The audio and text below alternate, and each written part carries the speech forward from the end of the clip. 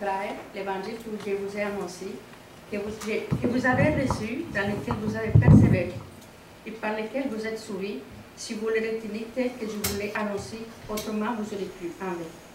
Je vous ai enseigné avant tout, comme je l'avais aussi reçu, que Christ est mort pour nos péchés, c'est nos Écritures, et qu'il a été enseveli et qu'il est ressuscité le troisième jour selon les Écritures, et qu'il est apparu à ses phases, puis aux 12. Ensuite, il est apparu à plus de 500 frères à la fois, dont la plupart sont encore vivants et dont quelques-uns sont morts. Ensuite, il est apparu à Jacques, puis à tous les apôtres. Après eux tous, il m'est aussi apparu à moi comme à l'avorton, que je suis le moindre des apôtres. Je ne suis pas digne d'être appelé apôtre parce que j'ai persécuté l'Église de Dieu. Par la grâce de Dieu, je suis ce que je suis, et sa grâce envers moi n'a pas été vaine. Loin de là.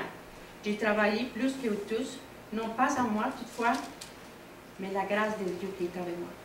Ainsi donc, que ce soit moi, que ce soit eux, voilà ce que nous prêchons. Et c'est ce que vous avez cru. Et c'est ce que vous avez cru.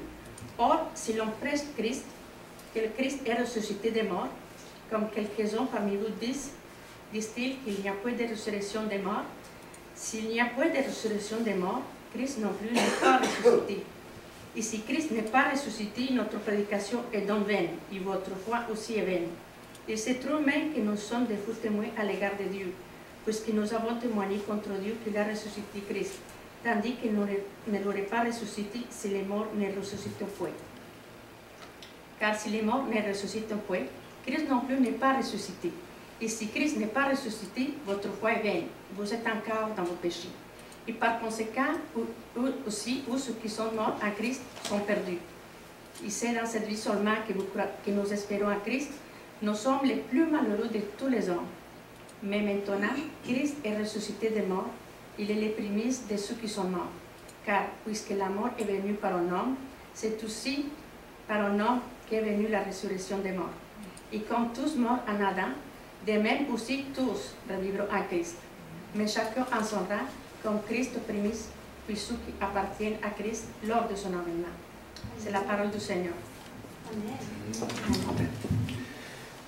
Courbons-nous dans un mot de prière et demandons à Dieu de vraiment parler à nos cœurs et de nous aider à vraiment reconnaître la puissance de sa parole. Nous avons devant nous la parole de Dieu que nous avons lue. Et le Saint-Esprit travaille par sa parole. Il parle par sa parole. C'est principalement de cette façon-là qu'il parle aujourd'hui. Lorsqu'on ouvre cette parole et qu'on réalise que c'est pas n'importe qui parle ici. Et c'est vraiment Dieu lui-même. C'est Dieu lui-même qui, par cette parole ici, veut atteindre nos cœurs. Là où ça fait mal ça, à certains moments. Là où se trouvent ces besoins profonds en nous, on découvre que sa parole dit tout. Et que si on plonge nos regards dans sa parole, comme le psalmiste le dit si bien dans le psaume 119, qu'on trouve une richesse qui vient de Dieu, on trouve la pensée de Dieu, et Dieu, dans son amour, se révèle à nos cœurs et nous aide à lui faire confiance. Nous aide justement à établir cette relation de confiance qui fait en sorte que chaque fois qu'on ressent un besoin ou qu'on a soif de lui, on peut aller à sa parole et savoir qu'il nous parle. Alors, approchons-nous ce matin dans un mot de prière pour commencer et versons nos cœurs vers lui. Seigneur, ce matin, en venant à toi, nous voyons que nous avons tellement besoin de toi, en tant qu'individu, en tant qu'Église, et que sans toi, comme tu nous dis dans Jean 15e chapitre, nous ne pouvons rien faire. Et peut-être avons-nous essayé de vivre pour toi sans reconnaître, comme quelqu'un dit, que tu es présent ce matin, que tu as été présent toute la semaine avec nous, que nous avons essayé de vivre pour toi par la chair, et que nous n'avons pas compté sur ton Saint-Esprit qui nous donne l'énergie et la force pour vraiment te plaire. Mais Père, nous ne sommes que des hommes, et nous le reconnaissons cela. Mais nous avons ce privilège ce matin d'être des hommes qui t'appartiennent, des hommes et des femmes qui t'appartiennent, qui sont tes enfants. Et à cause de ça, je sais que chaque jour, tu veux faire une œuvre nouvelle dans nos vies. Que tu veux, Seigneur, changer notre façon de penser, notre façon d'agir, nos attitudes, et toutes ces choses qui font partie de nous en tant qu'individus. Parce que tu es ressuscité et que tu es vivant, tu agis aujourd'hui. Tu es puissant. Et nous venons à toi, comme le psalmiste l'a dit dans le psaume 121, parce que tu es notre secours. Il n'y a rien que toi qui peut vraiment nous secourir dans nos faiblesses. Et nous sommes pleins de faiblesses. Et c'est pour ça que nous plaçons devant ta croix ce matin, en reconnaissant que cette croix nous parle d'un côté de ta mort, mais aussi du fait que tu n'es pas resté sur la croix, et que tu es ressuscité, et que tu es vivant. Et que chaque jour, même à cet instant, ici, là, tu veux parler à mon cœur, et tu veux parler au cœur de tous et chacun ici. Tu vois où on en est, chacun de nous, dans notre pèlerinage avec toi. Tu sais exactement ce qu'on pense. Et ce que je te prie ce matin, Père, c'est que chacun de nous, nous soyons extrêmement transparents avec toi. Dans le fond de nous-mêmes, qu'on ne cache rien. Et qu'on laisse ta parole nous parler. Qu'on laisse ta parole nous transformer. Et que nous sortions de cette place sachant que tu nous as parlé là où nous avons besoin que tu parles. Nous sommes tous des individus ici qui aujourd'hui, que tu aimes profondément. D'un grand amour. D'un amour qu'on ne peut même pas décrire en réalité, mais qui est là. Et qui fait en sorte qu'aujourd'hui, on peut compter sur toi. Donc, Seigneur, nous sommes là devant toi. Et je prie que nous soyons grandement réceptifs à ta parole ce matin. Je prie dans le nom de Jésus. Amen. Alors, frères et sœurs, ce matin, nous célébrons ensemble ce que je pense, ce que je pense que la plupart des chrétiens considèrent le plus grand jour de l'année, le jour le plus important de l'année, sinon de l'histoire. Il y a beaucoup de jours qui sont importants dans la vie, n'est-ce pas? Qu'on dit important. Donc, à certains moments, on s'arrête, on fait une célébration. Par exemple, on peut parler du jour de l'an, Saint-Valentin, le Vendredi Saint, la fête du travail. C'est un autre jour qui est important pour bien des gens. L'Action de grâce, il y a Noël. Il y a aussi des jours qui nous sont tout à fait personnels. Hein? Il y a le jour de notre naissance. C'est un jour important. Alors, au moment, on fait une petite fête, puis on célèbre ça, parce que c'est un jour important. Et je me rappelle, à la maison, vous l'avez tous fait, hein? Nos enfants, on les célébrait. On aimait leur montrer là, que c'était un jour spécial pour eux, pour elles, pour les gars et les filles, parce qu'on a eu notre fille aussi. Et on célébrait, puis on leur montrait qu'on les aimait à nouveau et qu'on se rappelait d'eux d'une façon tout à fait particulière. Mais pour d'autres, c'est un autre jour qui est important, évidemment, c'est l'anniversaire de mariage. Ce jour où il y a plus de 38 ans maintenant qu'on a franchi un jour que moi j'ai franchi évidemment avec Barbara. 38 ans, c'est ça, hein? 38 ans, on arrive là. Où on a passé 38 ans, c'est ça? On l'a passé? C'est ça, hein? Oui, on l'a passé. Donc, on est dans notre 39e année. OK. Oh, ça passe vite le temps, hein?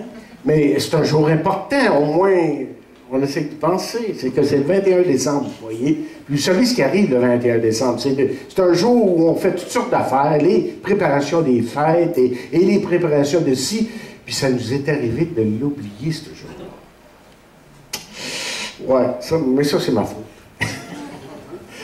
Et c'est des jours importants. Mais vous savez, il n'y a aucun jour qui ne se compare à Pâques. C'est vraiment le jour important. Parce que sans Pâques, les autres perdent de signification. Et en fait, je pense que l'apôtre Paul, c'est ça qu'il essaie de nous dire dans le chapitre 15 de 1er Corinthiens. Que la résurrection de Jésus-Christ est un événement extrêmement important. Parce que tout découle de sa résurrection. Et comme j'ai dit au début, là, quand on a commencé, que si ce n'était pas sa résurrection, on ne serait même pas ici. On n'aurait rien à se dire. En tout cas, on va vous dire une affaire, on ne parlerait pas de Jésus-Christ. On ne parlerait pas de notre salut. On ne parlerait pas de son amour. On ne parlerait pas de toute la grâce que Dieu nous donne aujourd'hui. La vie prend tout son sens à la lumière de la résurrection, évidemment.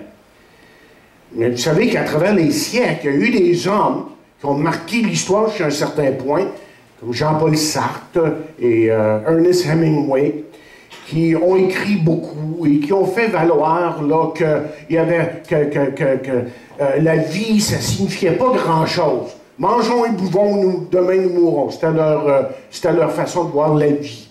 Et pour eux, évidemment, il n'y avait rien de bon dans l'évangile de Jésus-Christ. On rejetait l'évangile de Jésus-Christ. Et de leur parler de la résurrection, évidemment, pour eux, c'est un non-sens. Ça n'avait aucun sens que de leur parler des miracles qui étaient dans la Bible, mais que le plus grand des miracles, c'était la résurrection de Jésus-Christ. Et lorsqu'on regarde dans la parole de Dieu, évidemment, on écoute les paroles de différentes personnes, et par exemple, en particulier d'un grand homme de Dieu comme Paul, qui pouvait nous dire, pour moi, vivre, c'est Christ, la vie m'est un gain. C'est que la résurrection pour lui avait tout son sens, que la résurrection de Jésus-Christ avait vraiment changé sa vie. Vous savez, dans le passé, parce que ça fait presque aussi longtemps qu'on est mariés, je suis dans le ministère, peut-être même un peu plus, j'ai beaucoup parlé de la résurrection, parce que pour moi, comme je vous ai dit, c'est vraiment le pivot du christianisme. Il faut comprendre et saisir l'importance de la résurrection. Et j'ai apporté des messages, évidemment, amplement sur la résurrection, et des études, et on a voulu comprendre que la résurrection, c'est quelque chose qui est réel, qui a vraiment eu lieu. Et j'ai dit à maintes reprises que la résurrection est un événement, là. Autrement dit, quelque chose qui a vraiment eu lieu un jour, qui est incrusté dans l'histoire des hommes. Et les centaines de personnes qui ont vu, qui ont entendu Jésus, attestent encore jusqu'à ce jour que Jésus-Christ est vraiment ressuscité. Évidemment, ils ne sont pas avec nous, mais on a leurs écrits quand même. Et leurs écrits nous attestent amplement que Jésus-Christ est ressuscité. Mais ce que je trouve intéressant à travers l'histoire de la Bible et l'histoire de l'homme, en fait, c'est que les mensonges, les manigances des ennemis de Jésus pour discréditer la résurrection ne font en sorte que confirmer que Jésus-Christ est vraiment ressuscité. Vous savez, après un bout de temps, là, lorsqu'on raconte un mensonge, là, ça vient au grand jour. À un moment donné, là, on vient à savoir que c'est un mensonge, que ça n'a aucun sens. Et chers amis, si la résurrection de Jésus-Christ n'avait pas eu lieu, je peux vous garantir qu'il y en a qui auraient été assez intelligents pour nous montrer clairement, point par point, que Jésus n'était pas ressuscité. Mais c'est pas ça qui est arrivé. C'est qu'on a pris toutes sortes de manigances et on a raconté toutes sortes de mensonges au point que ça n'a aucun sens. Ça n'a eu aucun sens qu'ils ont dit, au point où on peut dire aujourd'hui que Jésus-Christ est vraiment ressuscité. Et ces quelques données ici que je vous donne ce matin ne sont que le commencement pour démontrer que Jésus-Christ est vraiment ressuscité. Jésus est vraiment ressuscité. Mais ce matin, c'est pas de ça que je vais vous parler. Je vais laisser ça de côté. Et ce dont j'aimerais vous parler ce matin, c'est des garanties de la résurrection. Bon, je pourrais vous étaler tous les faits historiques qui nous montrent que Jésus est ressuscité, puis on va le faire. On va le faire plutôt dans une étude là, de la semaine, où on va aller point par point, on va regarder les versets, mais aussi les faits historiques, et comment c'est arrivé, et pourquoi que c'est vraiment arrivé. Il y a vraiment des choses là, dans l'histoire de l'homme qui nous indiquent que c'est arrivé. C'est pas juste une fantaisie, c'est pas juste une invention. Et si ce l'était, ça aurait été détruit depuis longtemps. L'idée d'une résurrection. Mais parlons des garanties. Ce sont des garanties qui sont les nôtres en tant qu'enfants de Dieu. En fait, un peu comme je disais dans notre étude il y a quelques semaines, il y a une couple de semaines, ce sont des secrets qui sont gardés pour un enfant de Dieu. Et autrement dit, tout ce que je vais vous dire, là, c'est juste un enfant de Dieu qui peut vraiment comprendre ces choses-là. Parce que la Bible nous dit que c'est spirituellement qu'on comprend les choses de Dieu. Autrement dit, c'est le Saint-Esprit qui nous illumine, qui nous éclaire sur ces choses-là. On peut, comme certains le font, peut-être les comprendre intellectuellement, mais s'ils n'atteignent pas le cœur et ne changent pas nos vies, c'est juste des faits. Comme d'autres faits qu'on étudie dans l'histoire. Vous savez, tel et tel a fait telle chose, tel et tel, c'est ça qui lui est arrivé. Puis c'est intéressant. Mais quand on comprend que la résurrection de Jésus-Christ peut vraiment changer ma vie aujourd'hui, que la résurrection de Jésus-Christ a des conséquences dans ma vie, ça prend toute une autre ampleur. Ça prend toute une autre ampleur. Et en fait, ce qu'on trouve dans la résurrection de Jésus-Christ, quand on ouvre nos cœurs et qu'on permet à Dieu de vraiment parler à nos cœurs, et lorsqu'un individu, là, pour la première fois, dit hey, « je veux comprendre » et qu'on lui explique l'Évangile, il découvre que tout ce qu'il a voulu savoir de la vie, tout ce qu'il a voulu savoir de la mort, tout ce qu'il a voulu savoir de la vie éternelle est renfermé dans le fait que Jésus-Christ est ressuscité. Est-ce que vous comprenez ce que je dis là?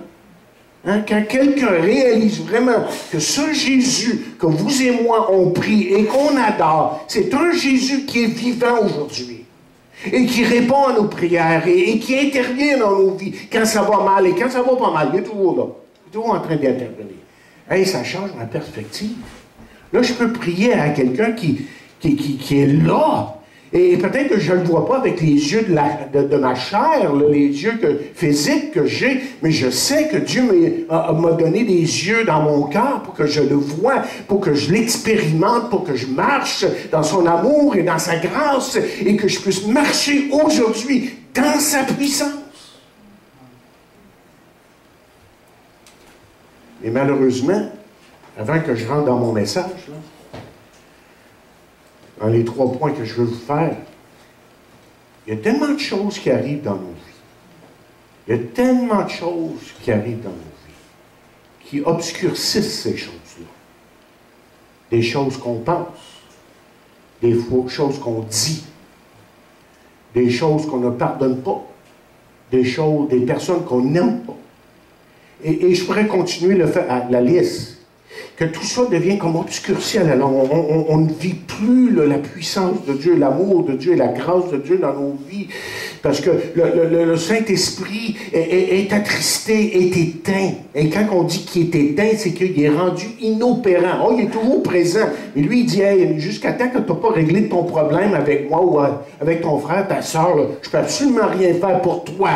Amen. Et il y a tellement de chrétiens qui sont dans cet état-là aujourd'hui. Ils sont comme arrêtés. C'est pour ça que Paul a dit à un moment donné aux gens à Galatie, aux chrétiens de la Galatie, il dit, qui vous arrêtez? Vous couriez si bien.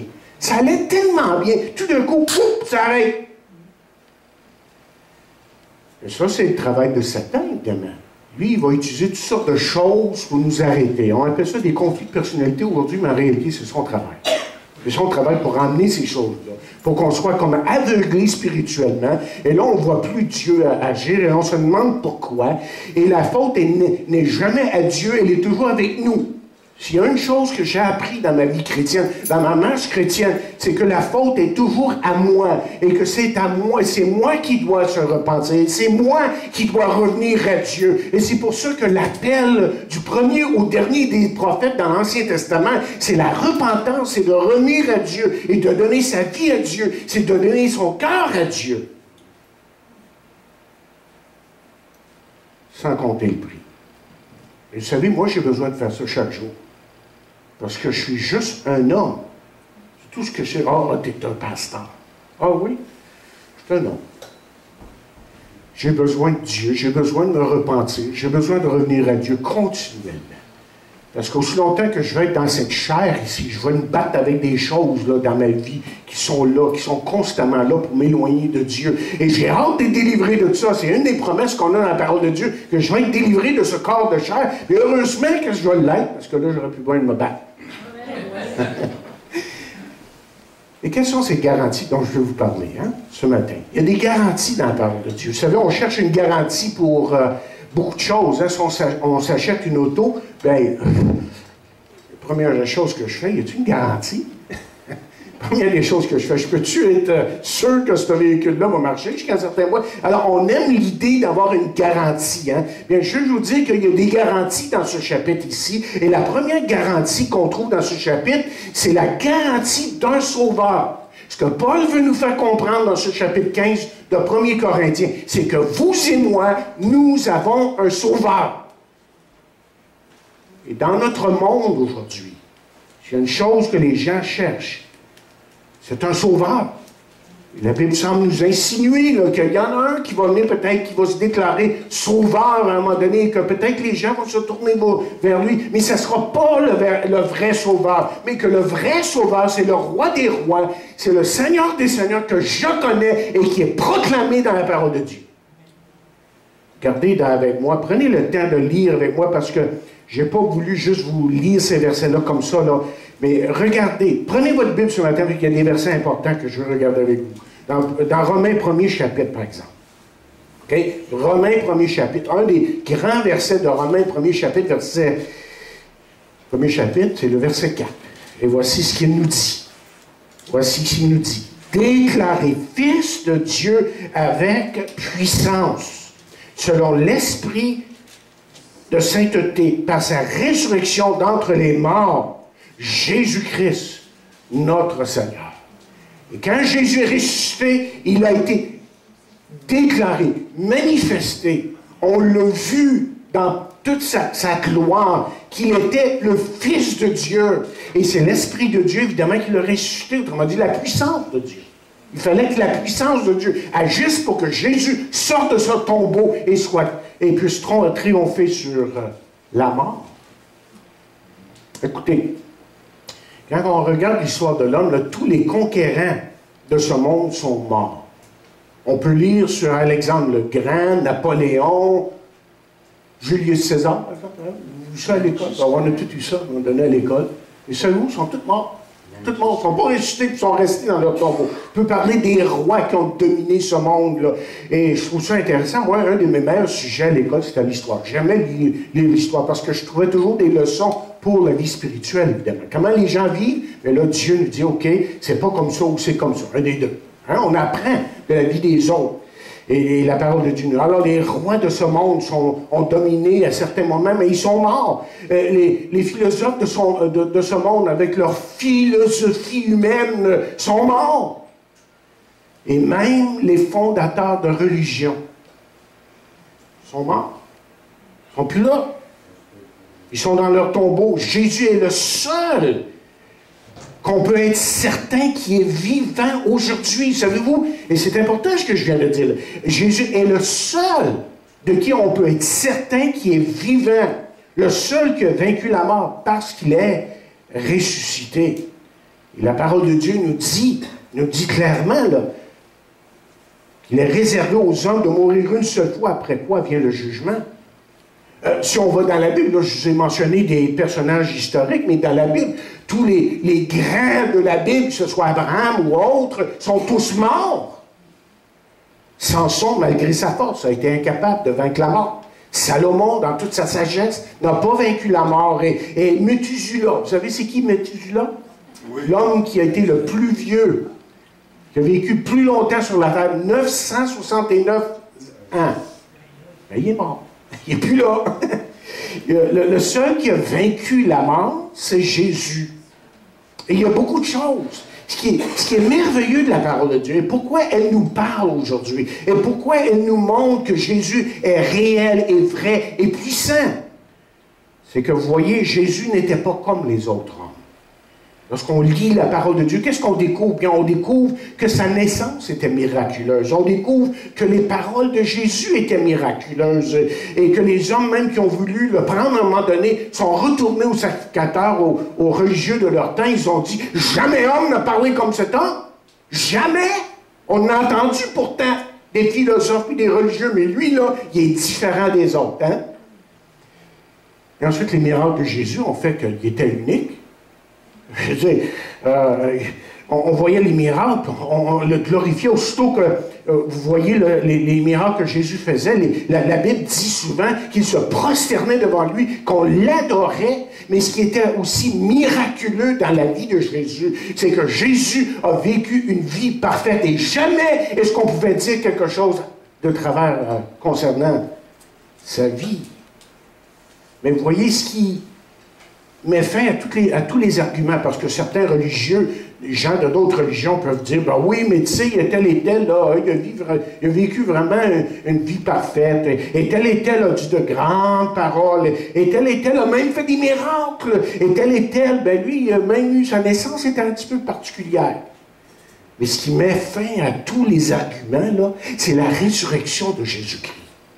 C'est ça qui met fin à tous les arguments. Je veux que vous regardiez avec moi 2 passages. Dans Jean 2e chapitre, je veux pas commenter sur ces versets ce matin, mais juste vous faire voir que la mort de Jésus-Christ et la résurrection de Jésus-Christ, c'était pas un accident de parcours. C'est pas comme si, tout d'un coup, dans la vie de Jésus, là, quelque chose est arrivé, puis là, Dieu lui dit, « Ouais, qu'est-ce que je vais le faire? Là? Bon, là, il faut que je corrige mon tir, là, parce que là, il y a quelque chose qui va arriver que je veux pas. » Mais non, c'est pour ça qu'il est arrivé. Dieu avait tout décrété d'avance. Imaginez, Dieu avait tout décrété d'avance. Dieu savait exactement ce qui s'en venait. Et c'est pour ça que Jésus pouvait dire ces paroles. Regardez dans Jean 2e chapitre. Jean 2e chapitre. Et là, au verset 18, on lit ceci. Les Juifs, prenant la parole, lui disent, « Quel miracle nous montres-tu pour agir de cette sorte? » Et Jésus leur répondit, « Détruisez ce temple. » Là, il était peut-être en avant du temple. Et en 3 jours, je le relèverai. Les disciples lui disent, il a fallu 46 ans pour bâtir ce temple, et toi, en 3 jours, tu le relèveras. Mais comme le texte nous dit ici, mais Jésus parlait du temple de son corps. C'est pourquoi, écoutez ce qu'il dit ici, là, verset 22. C'est pourquoi, dans le chapitre 2 de Jean, c'est pourquoi, lorsqu'il fut ressuscité des morts, ses disciples se souvinrent qu'il avait dit cela, et ils crurent à l'Écriture et à la parole que Jésus avait dite. Et ce qui est arrivé ici, c'est que 3 ans avant que ça arrive, au début de son ministère, c'est quand même Jean 2e chapitre, Jésus a dit, « Hey, ils vont détruire, mais moi, je vais reconstruire. » Il m'a dit, parlait de sa résurrection, mais en parole cachée. En parole cachée pour ceux qui ne voulaient pas croire, évidemment. Mais les disciples, plus tard, les apôtres, eux, allaient le comprendre. Et ensuite, si on va dans Jean 10, je veux que vous puissiez comprendre autre chose ici. Jésus parle d'un événement qui allait venir, la destruction du temple, et OK, les Juifs n'avaient pas compris, mais Jésus maintenant va révéler un secret. Écoutez, Jésus va révéler un secret à ses disciples. Dans Jean 10e chapitre, versets 17 et 18, et voici ce que Jésus va dire. Il va dire, le Père même, parce que je donne ma vie afin de la reprendre. Je donne ma vie afin de la reprendre. Au verset 18, il dit, personne, en parlant de sa vie, ne me l'ôte, mais je la donne de moi-même. J'ai le pouvoir de la donner et j'ai le pouvoir de la reprendre. Tel est l'ordre que j'ai reçu du Père. Jésus a donné sa vie. Mais pensez-vous que les gens qui l'ont crucifié pensaient ça, eux autres? Ah, s'en est débarrassé. Enfin. Ah, il était fatiguant, celui-là. Il nous causait pas mal de problèmes. Hein? Mais ce qu'ils n'ont pas réalisé, c'est que lui, il a donné sa vie. Et ici, il a donné sa vie. C'était pour vous et moi. C'est pour qu'aujourd'hui, on le connaisse personnellement. Et ça, c'est la garantie. Jésus nous a garanti. En fait, depuis le début des Écritures, Dieu nous garantit un sauveur. Mais ce sauveur est venu. Ce sauveur est mort sur la croix. Et ce sauveur est ressuscité. Et ce sauveur vit dans la vie de ceux qui se donnent à lui aujourd'hui. Nous avons la garantie d'un sauveur, mais deuxièmement, à partir du verset 17 dans 1 Corinthiens 15e chapitre, nous avons la garantie de notre salut. Et vous remarquerez là, que dans ces versets que Paul est en train d'aborder les si. Regardez avec moi. 1 Corinthiens, 15e chapitre, là. 1 Corinthiens, 15e chapitre, à partir du verset 17, il va dire « Et si Christ n'est pas ressuscité ». Bien, il y en a, évidemment, et c'est pas écrit dans le vide, ça, là. C'est que dans son temps, il y a des gens qui disent hey, là, impossible. Comme aujourd'hui, il n'y a rien de nouveau, là. Dans le temps de Jésus, dans le temps de Paul, on questionnait la résurrection de Jésus-Christ. On disait, voyons, c'est pas possible, voyons donc, c'est une fantaisie, cette affaire-là. Et Paul dit, et si Christ n'est pas ressuscité. Et là, il donne une liste de choses hein, pour nous dire que c'est vrai. Alors, il dit, notre foi est vaine. Hein? On est encore dans nos péchés. Le pardon, ça n'existe pas, en tout cas pas de la part de Dieu. Et ceux qui sont morts sont encore perdus. Il n'y a aucune joie, il n'y a aucune espérance. Dieu, quand vous lisez le chapitre 15 de 1 Corinthiens, le 15e chapitre, Dieu a vraiment conduit cet homme-là.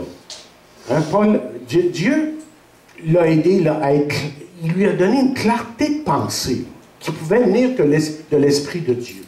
Hein? Puis il lui a donné à écrire ces paroles-là, puis à montrer aux incrédules, hey, si vous dites ça, alors si vous dites ça, bien, qu'est-ce que vous avez à donner au monde? Qu'est-ce qu'on a à donner au monde? Bien, si Christ n'est pas ressuscité, c'est qu'on n'a rien à donner au monde. OK, je suis en train de m'allonger ici. OK, au verset 20. On doit tout de suite avancer au verset 20. Je ne pensais pas être ici. Là. Moi, je pensais que j'avais un court message. OK. Bon, alors, là, il arrive au verset 20, puis il dit, mais maintenant, Christ est ressuscité des morts. Maintenant, oh non, pour lui, il n'y avait aucun doute. Hein? Il n'y avait aucun doute. Et vous remarquerez qu'il n'y a pas de si ici. Pour Paul et pour les autres, il ne peut pas y avoir de doute. Et vous savez pourquoi il ne peut pas avoir de doute? Parce qu'ils l'ont vu. Ils l'ont vu après sa mort. Et c'est pas juste un ou deux qui pourraient dire « Hey, sais-tu, on va raconter une histoire, on va la vendre, cette histoire-là, on va faire de l'argent. Ouais, hey, vous pouvez vendre faire beaucoup d'argent juste en racontant l'histoire, des fois. T'sais. Non, c'est pas ça qui est arrivé. C'est que Jésus s'est manifesté à un moment donné, il est dit dans les Écritures, même à 500 personnes d'une fois. Ils n'ont quand même pas tout halluciné en même temps. Là, il y a plusieurs fois où Jésus s'est manifesté, puis ces gens-là ont pu attester, oui, c'est vrai, il est ressuscité. C'est pour ça qu'ils pouvaient avoir tant de certitude et nous écrire ces paroles-là. Et nous écrire aussi qu'ils n'ont pas juste vu, ils n'ont pas juste compris qu'il est ressuscité, mais ils l'ont vécu, la puissance de sa résurrection. Ils ont vraiment vécu ce que Christ était pour un individu. Donc, ce qui arrive, parce qu'ils ont cette certitude-là, tous les négatifs que Paul a emmenés, là, quand il dit « notre foi est vaine », il dit « non ». Il dit « notre foi est vraie ». Quand on parle qu'il n'y a aucun pardon, non, il y a un pardon, mes chers amis. La vie éternelle existe et la joie et l'espérance existent parce que Christ est ressuscité. Vous voyez, ça, c'est notre certitude. On a une garantie là, à travers la parole. Et quand vous l'étudiez, là, vous voyez là, qu'il ne peut pas y avoir autre chose de plus vrai que la résurrection de Jésus-Christ. OK, dernièrement. Laissez-moi vous parler de la résurrection, ou de la garantie de la résurrection pour nous, à partir du verset 20 jusqu'au verset 23. La résurrection de Christ ne fait aucun doute. Jamais.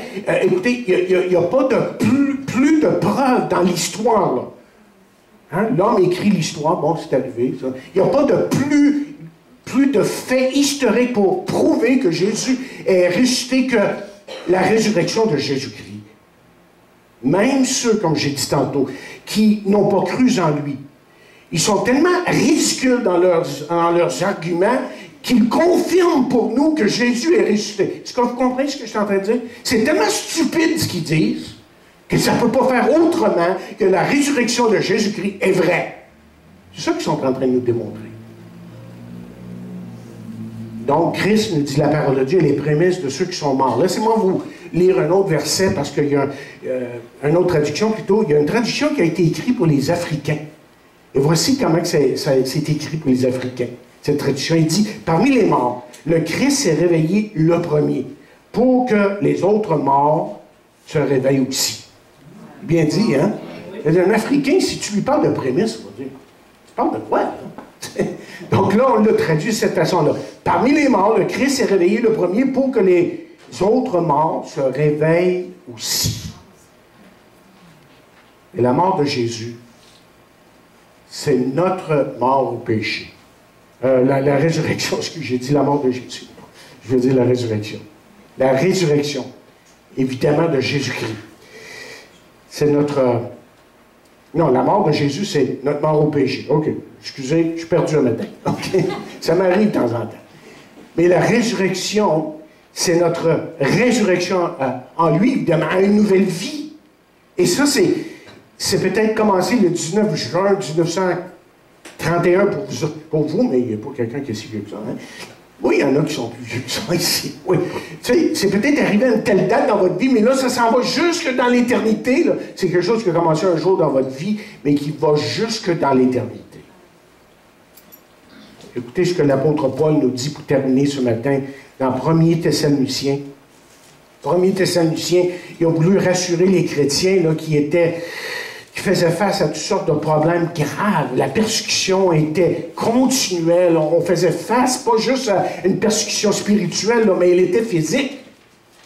Les gens du temps de Paul là, mouraient pour leur foi. Bien, il fallait qu'ils y croient. Et c'est pour ça que Paul dit, il dit, nous ne voulons pas, frères, que vous soyez dans l'ignorance au sujet de ceux qui sont morts, afin que vous ne vous affligiez pas comme les autres, qui n'ont point d'espérance. Car si, dit-il, nous croyons que Jésus est mort et qu'il est ressuscité, croyons aussi que Dieu ramènera par Jésus et avec lui ceux qui sont morts.